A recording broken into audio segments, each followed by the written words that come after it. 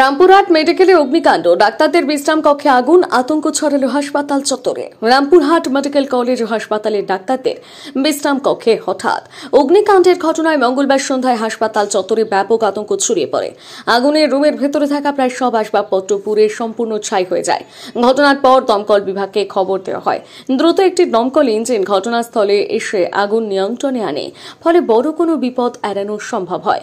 খবর পেয়ে ঘটনাস্থলে পৌঁছন রামপুরহাট মেডিকেল কলেজ ও হাসপাতালের এমএসভিপি পলাশ দাস। তিনি জানান, আগুন লাগার সঠিক কারণ এখনো পর্যন্ত জানা যায়নি। বিষয়টি খতিয়ে দেখা হবে, যে কোনো সময় বড় দুর্ঘটনা ঘটতে পারে। পুলিশের প্রাথমিক অনুমান শর্ট সার্কিট থেকে অগ্নিকাণ্ডের সূত্রপাত হতে পারে। আগুনটা দেখুন লেগেছে কিভাবে, এটা কালকে ইনভেস্টিগেশন হবে। হ্যাঁ, সুপার এক্ষুনি বলে গেলেন, ওনারা কালকে একটা ইনভেস্টিগেশন করবে। আমাদের ইনিশিয়াল অ্যাপ্রোচে মনে হচ্ছে এটা আপনার শর্ট সার্কিট থেকে হয়েছে, কারণ ও একটা রুম হিটার চালিয়ে রেখে গিয়েছিল। তো সেই রুম হিটারটার থেকেই আমার মনে হচ্ছে, ওখান থেকে যে আমরা যেটুকু ইনিশিয়ালি দেখলাম উপরে, সেটা মনে হচ্ছে রুম হিটারটা থেকেই শর্ট সার্কিট হয়েই কোনোভাবে আগুনটা লেগে গেছে। আগুনটা বিপজ্জনক আকার নিয়ে নিয়েছিল, কিন্তু যেহেতু জল আমরা পেয়ে গিয়েছিলাম 4 তলায়, তার জন্য একটা তাড়াতাড়িভাবে এটাকে এক্সটিংগুইশ করা সম্ভব হয়েছে। না, ক্ষয়ক্ষতি একটা হাউস হোল্ড আর্টিকেল হয়েছে, এমন কিছু বেশি হয়নি। একটা ফ্যান হয়েছে, একটা দরজা হয়েছে, আর ইলেকট্রিক্যাল যে হিটারটা ছিল, রুম হিটারটা, সেটা নষ্ট হয়েছে। আর বাড়ির কিছু জিনিসপত্র যেগুলো এমনি রুমের মধ্যে থাকতে গেলে একটা পিজিটি রাখে, সেইগুলোই নষ্ট হয়েছে, অন্য কিছু ক্ষয়ক্ষতি হয়নি। ফায়ার সিস্টেম ছিল, ফায়ার সিস্টেম কাজ করেছে, তবে আরেকটু ভালো কাজ করলে ভালো হতো, কিন্তু কাজ করেছে। এটা নয় যে ফায়ার সিস্টেম কাজ করেনি। ফায়ার সিস্টেম যেটা ছিল এখানে, সেই সিস্টেম থেকেই জল দিয়ে ওটা নেভানো সম্ভব হয়েছে। বিরাট বড় দুর্ঘটনা ঘটে যেতে পারতো, কারণ আপনারা দেখতেই পাচ্ছেন চারিদিকে কী ধরনের বিল্ডিং, আর এই ধরনের বিল্ডিংয়ে সমস্ত অসুস্থ মানুষ থাকে, তাদের বার করে নিয়ে আসা এত তাড়াতাড়ি সম্ভব হয় না। আগুন খুব দ্রুত ছড়িয়ে পড়ে। এটা বলতে পারেন একটা বড় দুর্ঘটনার হাত থেকে আমরা রক্ষা পেলাম। আমার নাম Biplab Chattoraj, sub officer, Rampurhat fire station.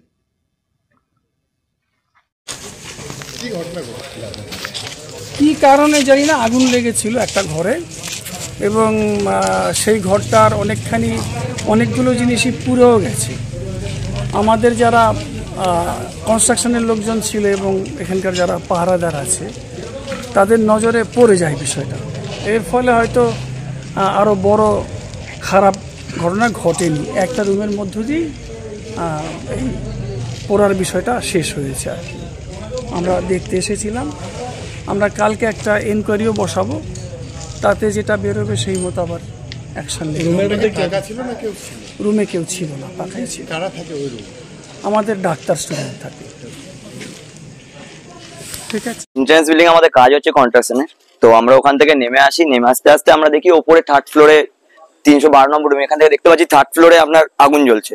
এবার আমরা, আমাদের সঙ্গে যারা ছিল, অরূপ বলে একটা ছেলে ছিল, তসলিম বলে ছেলে ছিল, তো আমরা সবাই মিলে সিঁড়ি দিয়ে ছুটে গিয়ে ওপরে গিয়ে দরজাটাকে ভেঙে আগে আগুনটাকে নেভাই টোটাল। এর মধ্যে কেউ ছিল না? ভেতরে কেউ ছিল না, ভেতরে আমাদের কেউ কোনো ডাক্তার কেউ ছিল না। এখানে আমরা এই যতজন আছি, ধীরাজ, চিকুদা, সবাই মিলে আমরা গিয়ে আগুনটাকে নেভাই।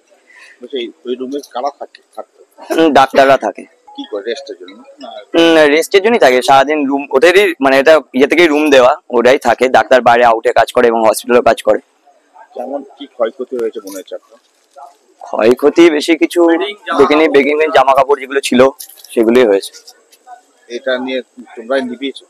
আমরাই নিভিয়েছি। এটা যদি না নিবেলে কত বড় ক্ষতি হতো। হ্যাঁ, ক্ষতি হতো। কি নাম তোমার? আমার নাম মৈনাক বিশ্বাস। তুমি কর্মচারী? হ্যাঁ, আমি এখানকার সুপারভাইজার এই কন্ট্রাকশনের। আর যে বিল্ডিং আগুন লেগেছে সেই বিল্ডিং এর নাম? এটা বিল্ডিং এর নাম হচ্ছে আরডিএইচ বিল্ডিং।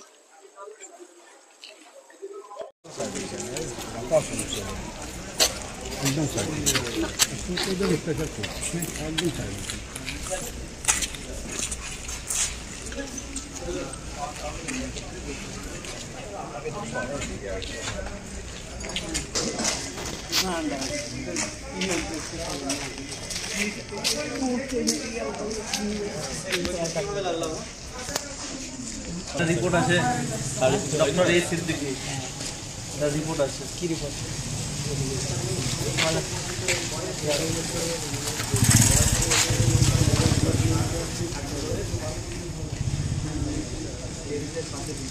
যদি আপনি বলেন